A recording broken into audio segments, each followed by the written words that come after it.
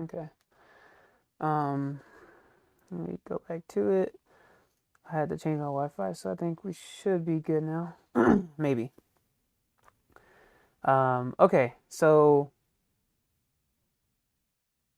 did you watch me step through, or Jay? Let me know. Did I step through how I got to here?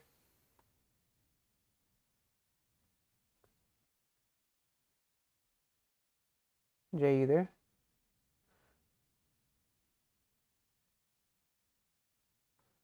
Yeah, no, I'm here. Sorry, I was literally sneezing. Very good.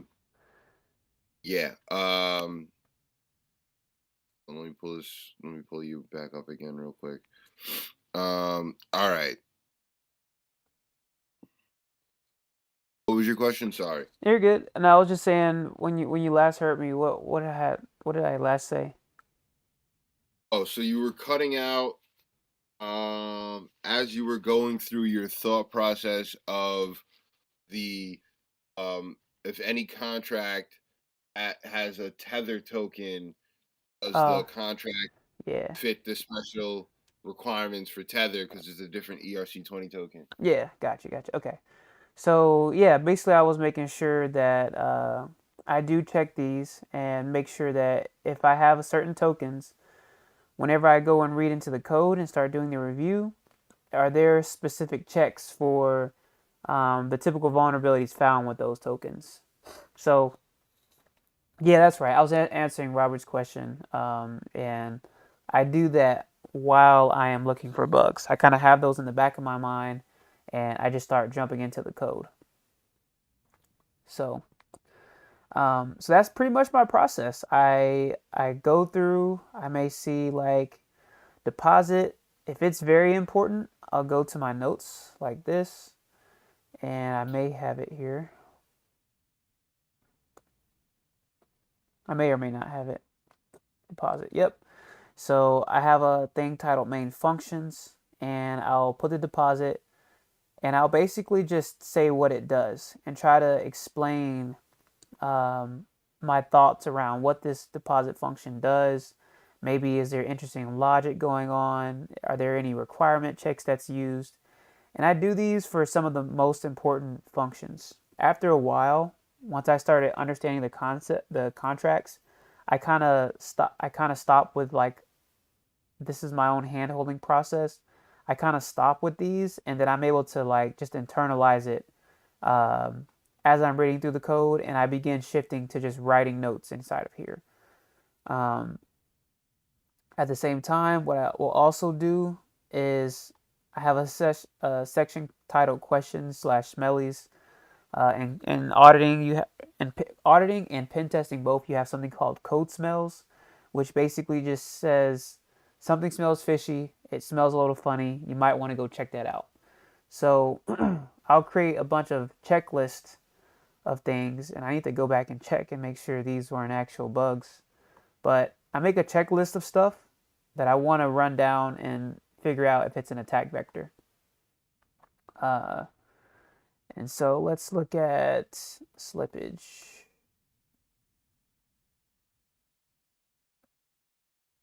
Yes. So I had one that was regarding to slippage, and this ended up actually leading into the finding that got me that bounty. Um, and so it starts off with a question, and I jump into the code, and I basically just go and investigate. I look at the function, I look at what it's calling, the whole nine.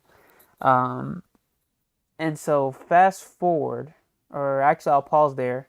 Any questions on just that process, how I take notes, how I read the code, how I do time management? Any questions on those things I had just covered? No, no, I good on that. Cool. Do you normally like have a set amount of time when you're first starting where you're like, I'm not looking for vulnerabilities yet. I'm just trying to like understand what this code's doing. Yes. Yeah. That's a great one. So yes, in the first, uh, so another thing I forgot to mention is I live by timers, pomodoros. So whenever I'm auditing something, I'll have it for like I'll have it that say it might say Derby audit, and I'll set this to 35 minutes, and I'll do two increments of 35 minutes where I am not doing any bug hunting. I'm just solely focusing on understanding. So in that first hour or two, if I have the time, I pretty much spend that first 5 to 10% of my time just focusing on understanding, reading docs, reading the code, um, placing little comments for myself, little notes for myself. And I'm not focused on like finding an attack. I'm solely pinpoint on understanding.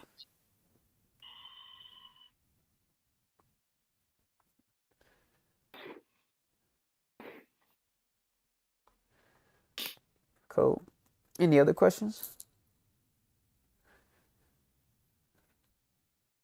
How much time would you say you spend on looking for bugs compared to just understanding the doc? Like, what's a more time consuming process? Yeah.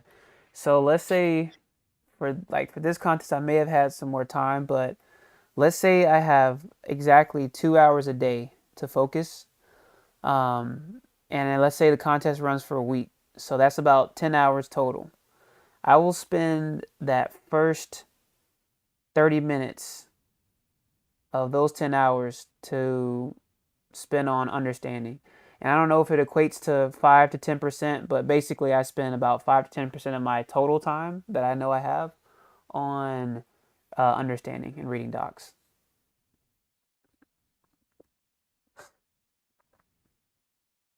Okay. Is that okay? I felt Yeah, some yeah. No, I uncomfort. was just kind of curious. No, I was just like kind of curious about just like it's like because you said you live by time, like by the clock and by timing. So I was just wondering, like, which you found more time consuming. What you're saying? What did I find more time consuming? Like, is it more time? Do you feel like when you're doing a audit, are you spending like 5 hours understanding the documentation and the protocol, and then maybe I don't know for another 5 hours looking for bugs, or would you say it's no the documentation and protocol stuff? It'll only take you like 2 hours to understand that, but finding the bugs it might take you seven. I see what you're saying. Yeah, so it's a little bit of both. Because as I'm finding bugs, so first I get a general understanding, right, of like what I think it's doing, what is this function doing, the whole nine, like what is the bigger picture. I'll spend about an hour for that, um, or let's say 5 to 10% of my total time on that. Now, as I look for bugs, I will spend the remaining time doing that, but at the same time, when you're looking for bugs, you actually start learning more about the protocol as you dig deeper into like what one specific function may do. So, not to be confusing, but basically, as you start digging in and finding and looking for bugs, you actually start learning more about the protocol as you do that. Oh, okay, that makes sense. Yeah. And at the same time, another thing I can show is when you participate in these contests, you have uh, a chat. So we go back to Derby, um, and yeah, so you go back to this, and you have a whole thread of being able to speak to other auditors, to be able to speak to the developers, and you can ask questions in here. So it's not just you on your own trying to figure out like what is one thing doing. You can come in here um, and ask questions, and they'll help you. And a thing that may be good to share as well is if you're on a say you're like on a tail end of a bug, I would not ask anything related to that bug in this chat because you're basically going to give other competitors your leads, and you don't want to do that. So you can have a private chat with the developer. You can message them separately, and that's what I'll do. If there's something that I have a feeling that is a bug, I'll kind of start chatting with them about it, Um, I'm kind of skeptical on this as of lately. I don't really share what the bug may be. I kind of just ask them, can you clarify something for me that is going to be leading to a bug? And the reason I don't do this is because I don't trust everyone. And I wouldn't be surprised if some developers double dip and actually try to participate under an anonymous name for these contests. And I don't want to give them leads either. So, uh, I never thought of that, but that makes sense. yeah. So I'll, Dev auditing his own code to get some bread. Wow, I never yeah, even thought of that. yeah. So much sense. I think that goes into like fundamental security assumption where you always assume bad actors from every direction. Yep. Literally, I always assume everyone's a bad actor, um, except for the homies. For the homies, I don't. They sign a transaction. Yeah, yeah. But if they sign, yeah, if this anything related to these anyone on under end of these transactions, all these other auditors, I assume the worst. I assume that even some of these other auditors are malicious actors, and so I look at their questions with a lot. Like I analyze all this stuff deeply to make sure that they're not trying to store anything away for later to do all this kind of stuff. Um, so yeah, that's kind of like the flow of how you ask questions if you're confused, but also how to do it safely. And I'm glad we're talking about this because I'm assuming, or actually, I see in here all the time. People will literally give leads by a question they ask, and I'm like, oh, thanks. Let me go investigate. um, so yeah, don't do that. Um, okay, so we got the questions out the way, like understanding. We got the time management. Now, I think the last piece I want to focus on is the bug that was specifically found and how I found it. So let's go to the actual docs.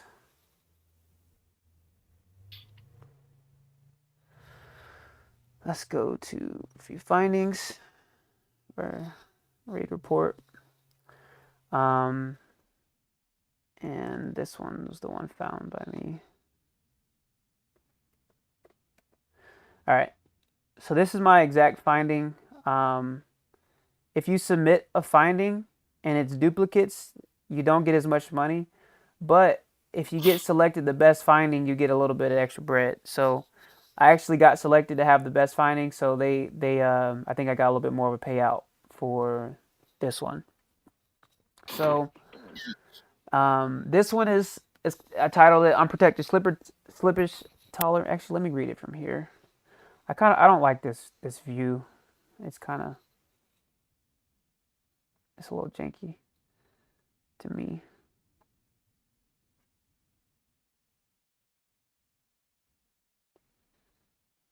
All right, let's go here. View findings. I prefer to read it and mark it like as I submitted it.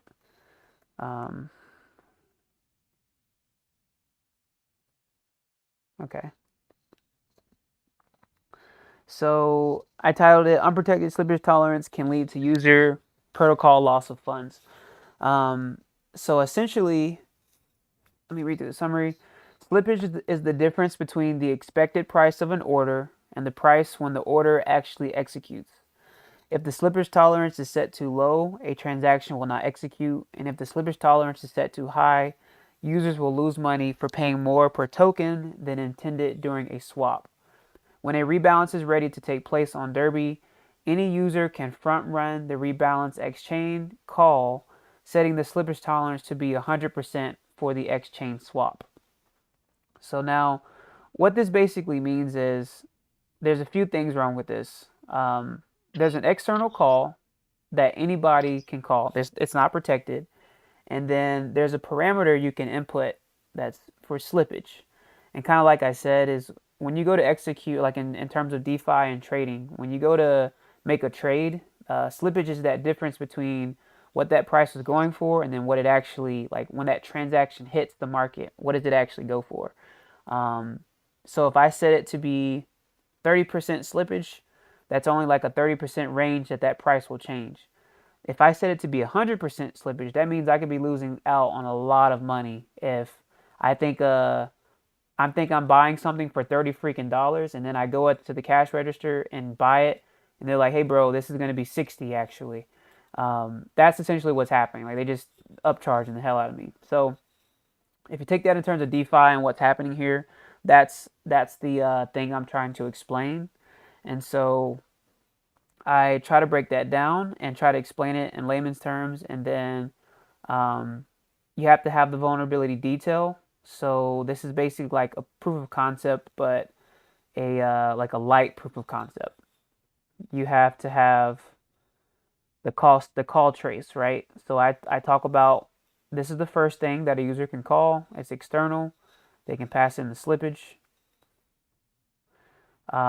And then a second, I say when the home chain is not equal to the controller chain, this transfer is called with the slippage tolerance. So basically, I'm just painting the picture of what happens next. And then, So uh-huh. this specific this specific vulnerability, it was someone taking advantage of the fact that they could set the slippage to whatever they want. And so Yes, they would basically front run someone to say, hey, I see they're trying to like make an order. Let me make the slippage as high as possible so I can be on the other end of that eh, and like, get that. exactly. Yeah, Exactly. yeah. So now the crazy thing is though, this is not for one person. This is for the whole chain. This is a rebalance of a whole Okay. chain. So remember I was saying that there's things across Ethereum, Arbitrum, all the like Oh, L2s. yeah. Yep. So let's say like 1,000 people have different orders, right? And the protocol goes to do a cross chain transaction. All these 1,000 orders are like batched in to this rebalance, and that means this slippage that's going to be done on this rebalance is going to occur for everything and Mm. everyone that's performing these swaps.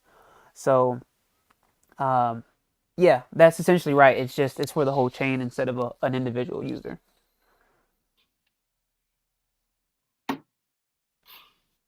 Um, Jay, any questions from your end before I keep going? No, no, keep going. Cool, cool. So, or also Robert, you have any other ones? No, that makes sense. Okay. Just, yeah. Um, cool, cool. So next is um, this X call will cause the rebalance to be performed, making the proper exchange swaps with the unprotected slippage tolerance. So this last one is the last call in the chain where this actual thing is executed, and it does the X call. And this is cool because X call is like this external dependency that this team uses, and it's basically like a cross chain bridge, and that's what's happening. It does this X call with this slippage, um, and so yeah, that's the attack. And then for the impact, I said fulfilled swaps where the actual slippage is significantly higher than the standard tolerance of 30 or 0.03 would result in loss of funds. The reason that this is an issue is because the protocol wrote in their documentation and has it all over their code base that the standard slippage should be this, and it's not enforced in the code. They may have said that all in their docs. They may have said that even here. The maximum amount of slippage the user will accept is 30, right? But when we go back to being able to call this slippage, there's no limitations on this being actually 30. So that's the impact is the not only the protocol but users is just gonna people are gonna lose money. Um, and so code snippet, you just have to put like where does this attack occur? Tools used, this was manually. I didn't use any static analyzers. And then recommendation is require minimum and maximum values that the protocol is willing to accept for slippage tolerance that will not cause significant fund loss during swaps. Alternatively, the rebalance exchange call can leverage only DAO or only keeper modifiers to ensure that these are the only two trusted entities allowed to make this call as intended per the Derby documentation. So another piece to this issue is that this should have been protected. This is an access control thing. And remember, we were talking about this in our first session of like, what are those things that people can go in and find? I won't say almost immediately, but essentially almost immediately is I looked at this code and I was like, hey, wait a minute.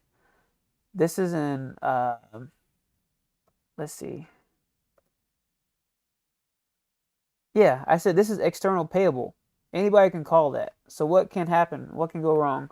And that's how we got to that point of being able to find that finding.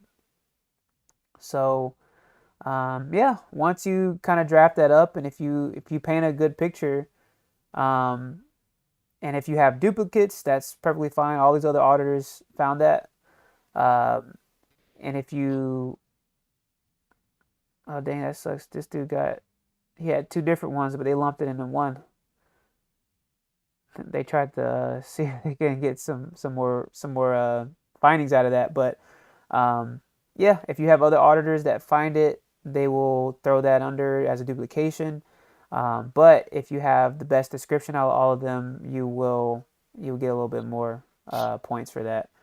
So that's kind of my process and how I found this bug and kind of what this bug is doing.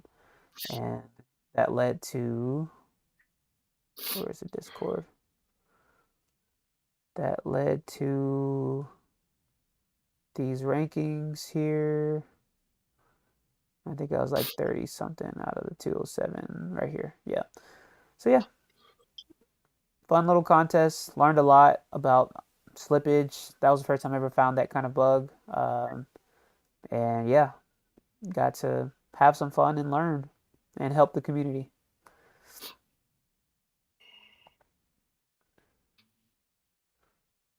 All right, thank you for going through that. That actually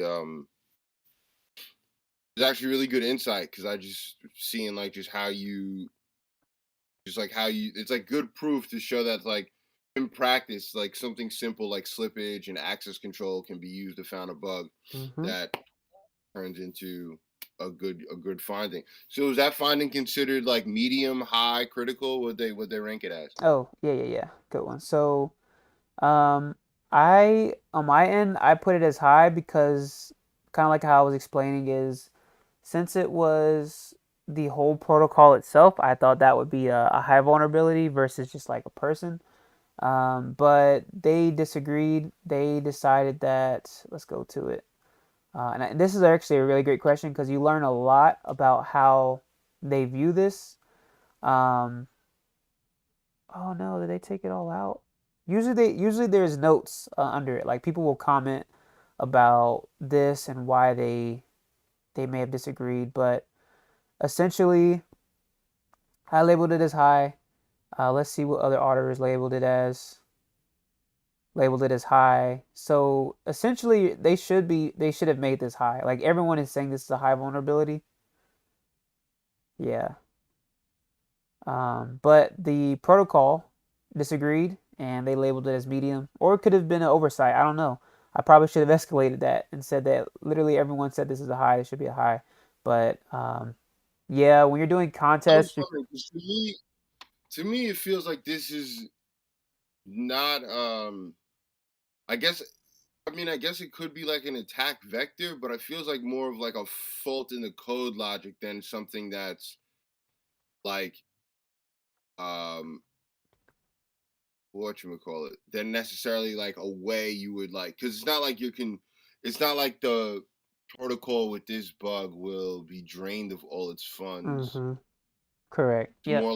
It's more like the protocol will break because it has this plot hole in it Yeah. Yep. that so I guess maybe that's like the difference. This is what it feels like because I'm like looking at it and I'm like, well, the code's actually just the logic is a little wrong and it could break the program itself, Mm-hmm. but it doesn't I don't think it's like a thing that someone could take advantage of and then take like all the money out. They But could DDoS it though and like break the Well, protocol. they could take money from the people who are losing that slippage. So like if someone's trying to make an order of like, 100 ETH but the slip is just 100%, they could lose all of it. Mm-hmm. So yeah, if someone could be on the other end of that order and Yeah. force like a high slippage, right? And basically they can essentially like take you can yeah, from the other point of view, you can take money from people by submitting these ridiculous orders and it being accepted, and you're trading stuff for that high amount. But I get what you're saying though. It's not like an essential draining a bunch of wallets of all the money. It's just like one of those unique like weird logic bugs where it leads to loss of funds for one person and gain of funds for an attacker if they decide to be on the other end of that order. Okay, yeah, I see what you're saying. Yeah. And you're right. I And this just this is probably how the protocol viewed it. They're like, well, this is one of those things where it would be like, if it's 100% versus the 30, there's a few extra dollars that's going to be lost out on versus like a bunch of money. But over time, if there's like say there's $100,000 going through this per day, and you're losing a chunk of that, that's going to be a lot of money in yeah, a year. it scales to a lot of money. Yeah, Yeah, that's yeah. so true. Yeah, and it's tough to quantify this because this project is early on. It's not a lot of money, or at least I don't think it's a lot of money being transacted on it right now. So that's probably why they were like, yeah, this is a medium. All right, thank you. Yeah, I'm about to log off now and get some dinner, but appreciate you guys. Thank you so much. of course, of course. And Robert, I'll go ahead and end this stream. We can chat on some other stuff. Have a good one, fellas. Have a good You one, bro. too. Have a good one. All Yeah, I've right. also parsing through the